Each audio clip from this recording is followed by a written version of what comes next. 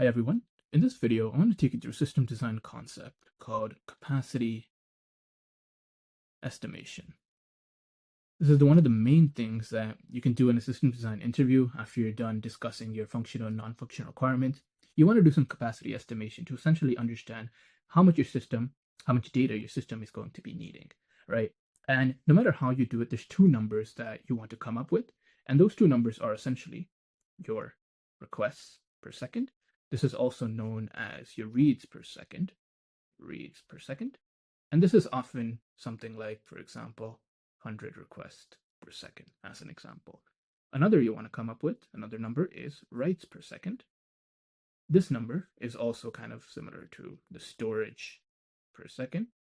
And essentially, this is going to be something like, for example, 10 MB per second. So no matter what you do, you want to come up with these two kind of answers over here, your request per second and your writes per second. And for example, let's say we're thinking about pastebin, right? Pastebin is a popular system design question, so hopefully everyone is familiar with it. But if not, it's a website that allows you to essentially view like some sort of code. And so if you think about it, the requests per second are going to be the sets of reads, right? Like all the people visiting the site, right? The site reading the paste. Now, if you think about it, what would the write be? Well, the write would actually just be all the pastes that are being created, all the pastes that are being created. So if you think about it, these two numbers are all you need to come up with, the request per second and the writes per second. And really, it's not really request per second and writes, it's mostly request per second and storage per second, because you want to actually arrive at like a data number here, right? So these two numbers are what you need to come up with. Now, I feel that no YouTube video actually goes about explaining how we do this, or like a single format, or kind of like a step-by-step guide to follow. So I think that's what I want to do in this video. So let me kind of talk about like how I do this, and hopefully, it's an approach that you can kind of follow here. So let's go ahead and talk about this, right? So before we go ahead and we talk about capacity estimation, there's a few numbers that we need to know, right? When we say capacity estimation, we want to essentially familiarize ourselves with a few sets of numbers. Now, these are what I call my data numbers. And this is essentially how it works. So we're going to start off with the simplest number, which is a B, which is called a byte, and it is equal to the number 1. Then we have a kilobyte, which is equal to about 10 to the 3 bytes. It's exactly 10 to the 3 bytes. And this is also called 1,000. This is just called like byte, right? Now here, after this, we'll have megabytes, which is 10 to the 6 bytes. Now you can also think of this as million. Then we will have GB, which is gigabyte, and this is 10 to the 9 bytes, and this is known as billion. Then we have TB, which is 10 to the 12 bytes. This is known as a trillion. And then you finally have one more for the very large system, PB, petabyte, which is 10 to the 15 bytes, which is a quadrillion. So if somebody tells you that their system stores 1 billion bytes, that's the same thing as it stores 1 gigabyte. So let's take a look at how we can actually just use this. All we need to use is this to figure out what our answer is going to be, or like how we're going to go ahead and we're going to calculate something like this. Now, let's just say, to do an example real quick, let's say we had something like, we want to have 96 times 10 to the 5 bytes, right? We want to get this into some sort of like human readable number. How can we do this? Well, the best way that I found that we can do this is to actually think of everything in terms of scientific notation.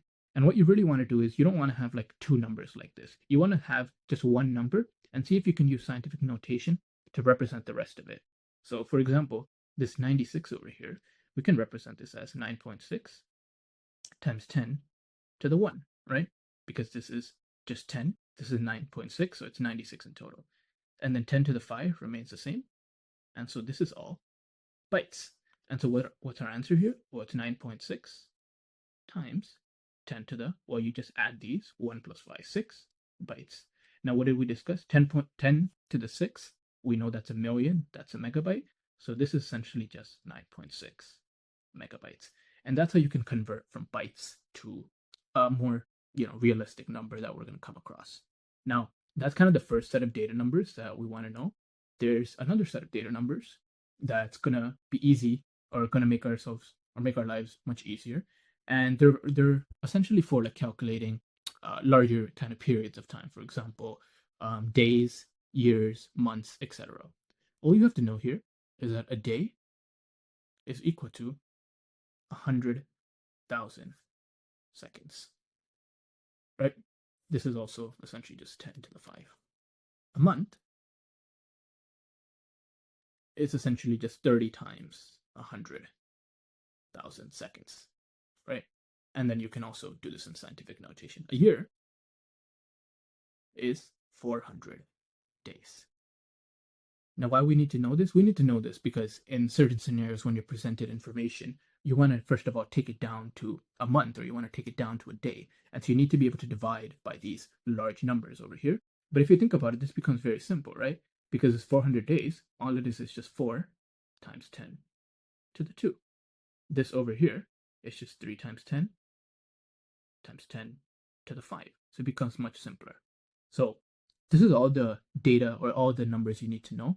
And now let's go ahead and actually do an example of something you might see, and maybe we'll relate it to basebin, and like how we can go about calculating the capacity for it. So let's take a look at how we can maybe go about doing this.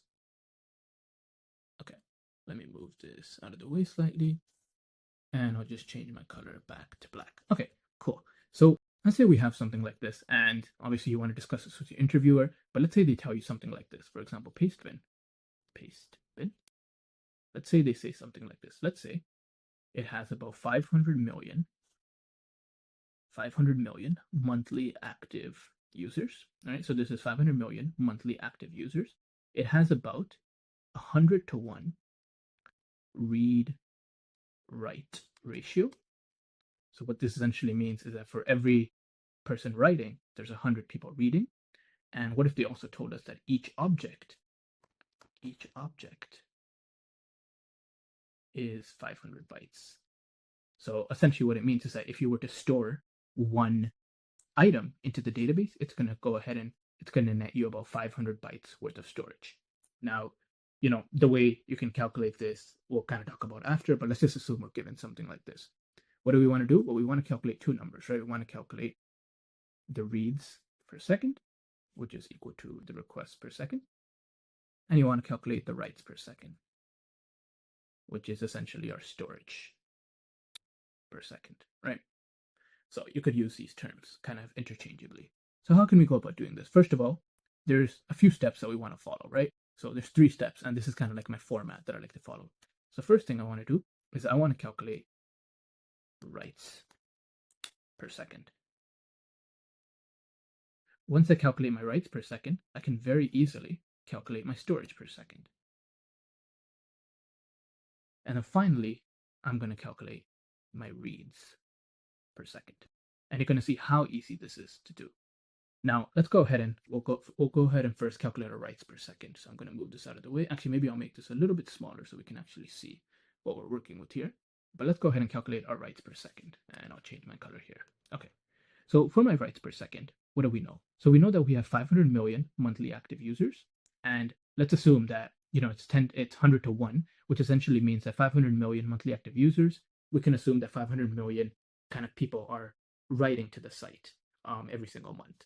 So essentially what we have here is we have our monthly writes, and we want to take it to somehow writes per second. So how can we do that? Well, all we really need to do here is we just need to figure out our monthly writes, which is 500 million. And then we need to take it down to our daily writes, right? Because there's 30 days in 1 month. So you can think of it as just 30 days. And if I scroll up, if you remember, we know that a month is essentially just this many amount of seconds, right? So we can do something like divided by. What is this going to be divided by? And actually, instead of divided by, let's just go ahead and we'll multiply it by, or we'll put it over here. We'll do something like this. So it's going to be 30 times the number of daily seconds. And so in this case, what do we have? So we have 500 million divided by essentially just this, right? So we have divided by 30 times 100,000. And you wouldn't actually write out all of this. Maybe you can just write out the scientific notation, but just to kind of prove a point here, now we can do the scientific notation.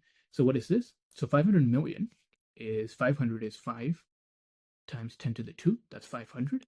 Million, remember what is million? If we scroll up, million is essentially 10 to the 6, right?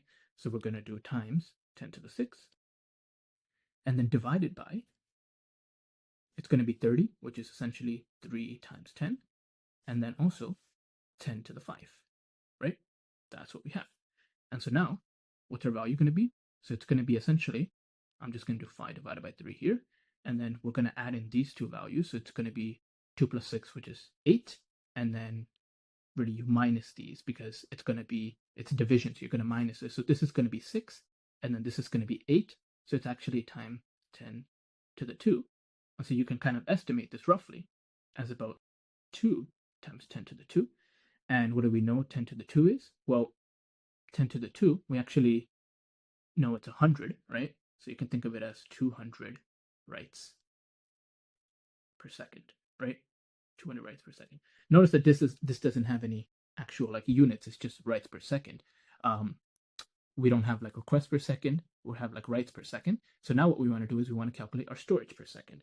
And this actually becomes very easy because once you have your writes per second, all you need to do after this is it's going to equal your writes per second times data per write, right? So it's going to be essentially 200. And we know that every single data we're storing is going to be 500 bytes. 500 bytes. So again, we're going to solve this and we're going to do scientific notation. So it's going to be 2 times 10 to the 2. So that'll give me 200 times 5 times 10 to the 2. And remember, a byte here is actually just 1. A byte is just 1. So we can just do times 1 here. Times 1. And so if you kind of do the math over here, we add in these two. So it's going to be 10 to the 4.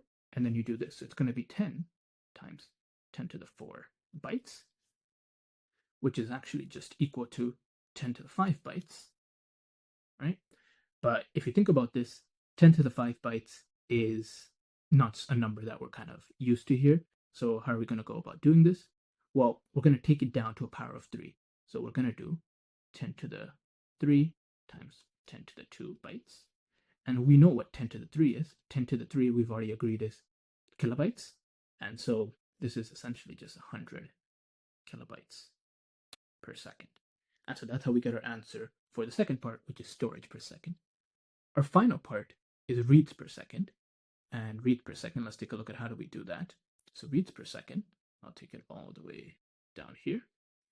Reads per second is actually very easy. It's simply your writes per second multiplied by your ratio, right? What do I mean by ratio? Remember at the top here, we had 100 to 1 read-write ratio.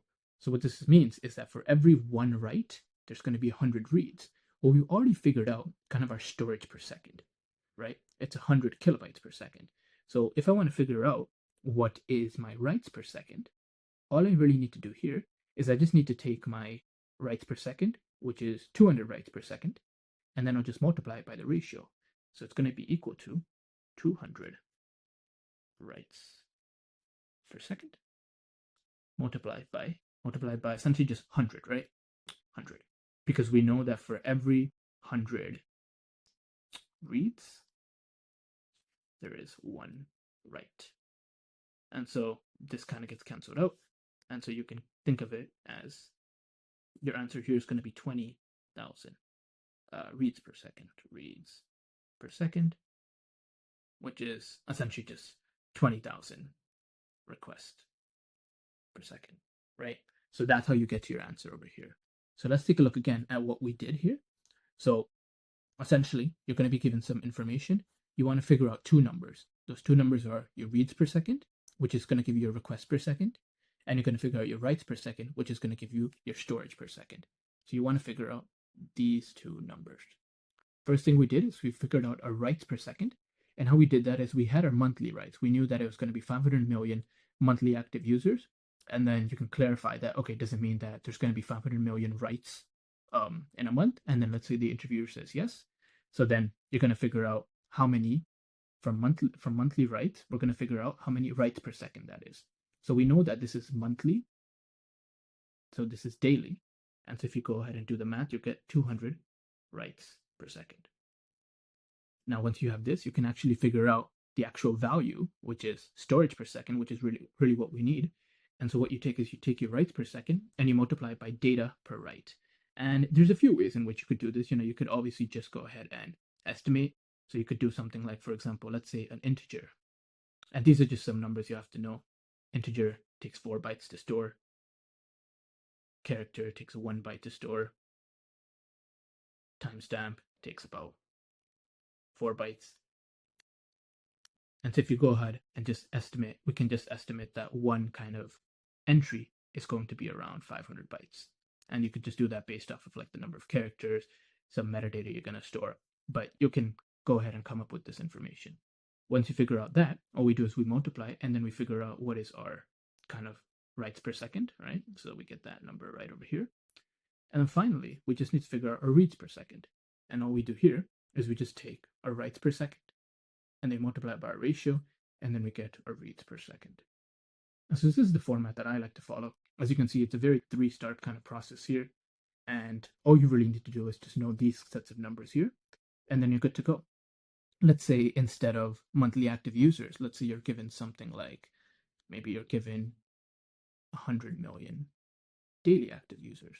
Well, in that case, you simply wouldn't do this, right? Because you have daily active users. So what you would do is to get to daily active users, you would actually just go ahead and do 100 million daily active users divided by, well, there's 100 seconds in one day. So it's going to be 10 to the 5 seconds. And then you're going to get how many seconds this is. And so that's how we're going to go about doing this. You always want to first take it down to the second approach.